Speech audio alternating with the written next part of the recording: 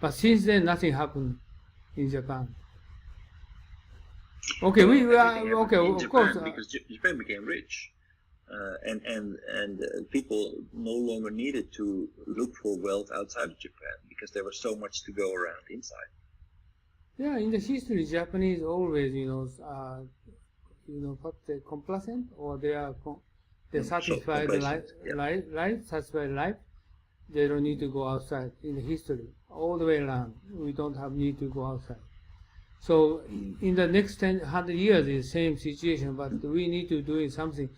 That if you consider for 1600 years, kind of, so at that time Japanese people going abroad, this is no problem for language. So this is not language. I think how we're going to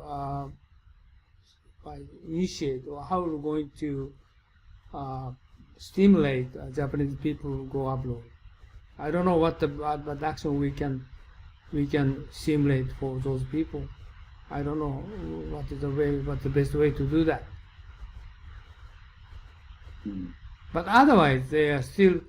What kind of situation has come, but they will not go abroad. They will not go outside. The same current situation will go on and on, because Right. they don't worry about this.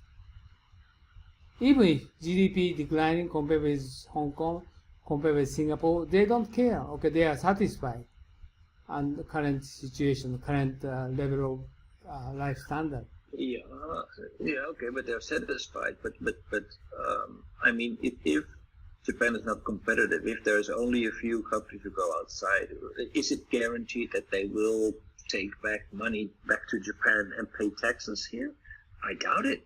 All the investment that Suntory made in the United States in Jim Beam, that money's not coming back to Japan. That's going to stay in the United States. The taxes that will be paid in the United States.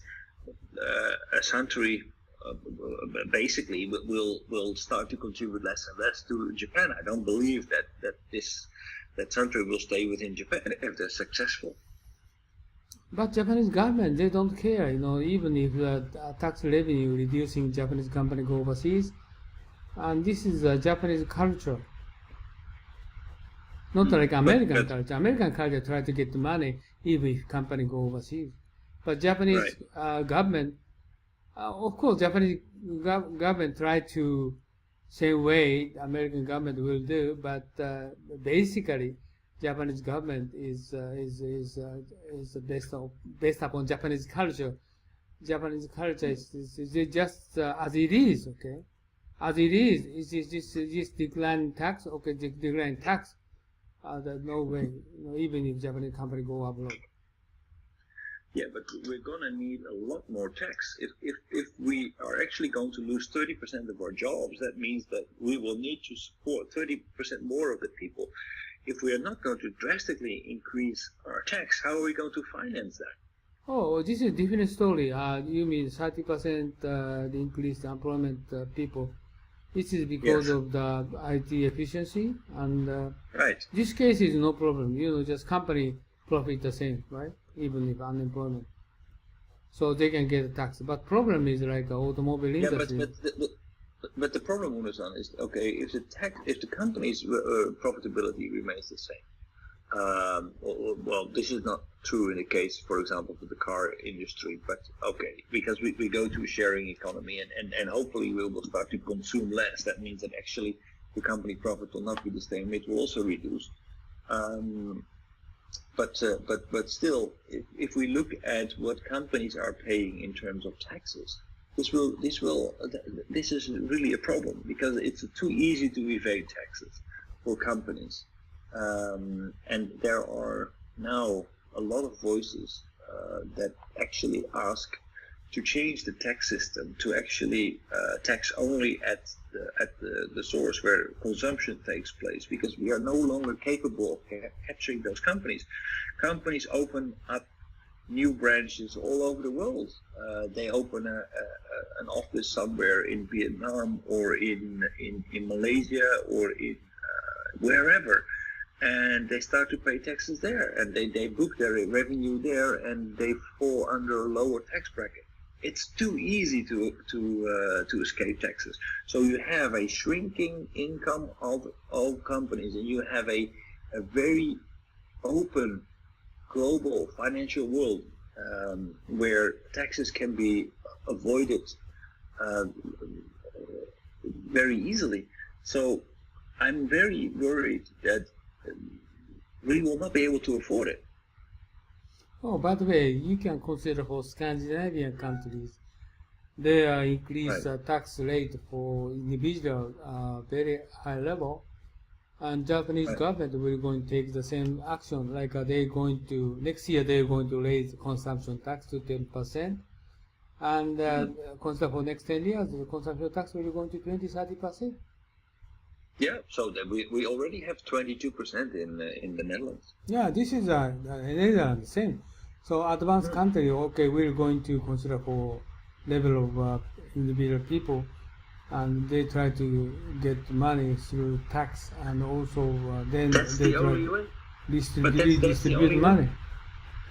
But that's the only way, because we can only get taxes from those consumption tax, because other taxes become more and more difficult to leverage. It's becoming more and more difficult to get taxes from companies like Suntory and other globalized companies, and it also, we will have to take into effect that we will not get that much tax revenues from companies like Toyota and Nissan. Already they are producing a lot of their cars inside the US, inside of Southeast Asia, where they're paying local taxes, and not taxes into Japan. So if you consider the fact that we are going to depend more and more on consumption tax, and actually GDP is declining, then you have to increase your consumption tax to extreme levels in order to keep your tax revenue up. So I'm very far from optimistic. Yeah, this is right. Okay, we are still remaining employment, right? There will still be employment, of course. There will be still employment, but there will also be a lot of unemployment. And if we don't want unrest into our society, then we will need to provide some kind of basic income to those people. That's right.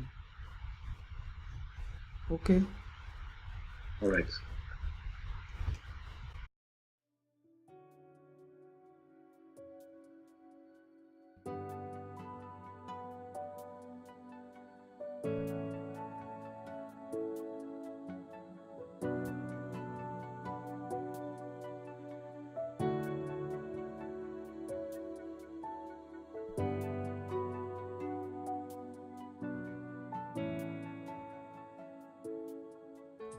はい、皆さんこんにちは、雲野です。今日はですね、雲野塾の研修のプログラムをご紹介したいと思います。で、こういうふうなホームページありますけれども、ぜひですね、一度中身をご覧になっていただきたいと思います。今日はブーキューブさんのスタジオに来て、この収録をしておりますので、中身はこういうふうになってて、今最近ホットなね、グローバルリーダーの定義など書いてあります。で、特に経団連が作成しました、留学すれば英語ができて専門性を持つというだけではですね、グローバルリーダーになれないとここに書いてありますようにですね、仕事ができる、専門性を持つ、英語ができるだけじゃなくてですね、私どもの塾ではリベラルアーツということと、それからもう一つは孫子の兵を、さらにはですね、日本の歴史というものを合わせて教えることによって、皆さんが海外の欧米の方々と、もしくは華僑圏の方々と正々堂々と渡り合えるような人物を育成しようというふうなことを考えています。ここに次のスライドが出ておりますけれども、ここに書いてありますのはですね、さらに、私どもの雲野塾の中身につきましてはですね、欧米の資料しか使っておりません。また実際に雲野塾は英語でやっておりますので、英語の講師がこう話しておりますけど、学習はですね、日本の歴史をまだ教えてますので、学習の午後はですね、日本のプログラムをしております。で、以前はこれ有料だったので、今はですね、実際に会場費も取っていただいておりませんで、毎回5000円ということで、朝9時から午後5時までやっておりますので、ぜひ皆さんですね、ご検討の上ご参加いただければと。英語のできない方もですね、各週の午後こういうふうな検証をしておりますので、ぜひご参加いただければというふうに思っておりますので、よろしくお願いします。で、ここにさらにですね、グループ討議とか実務の勘どころを教えると書いてありますけど、実際には私が10年ほどですね、欧米の新聞とか雑誌等をですね、集めてきた、もともと英語のベースでございますので、そうしたものをですね、50セッションのテーマに分けて資料作成をしております。そういうことで、世界のオペレーション、もしくはカントリーリスクも含めてですね、しかも世界のトップの方々に対しても、いろいろな分析とか洞察をしてですね、議論をしております。そういったことも含めてですね、今後ともよろしくお願いしたいと思います。以上で私の挨拶を終えますが、今回のこのビデオの収録にあたってはですね、V キューブさんのスタジオをお借りしてですね、お時間を頂戴して、このビデオを作成させていただきました。よろしくお願いします。どうもありがとうございました。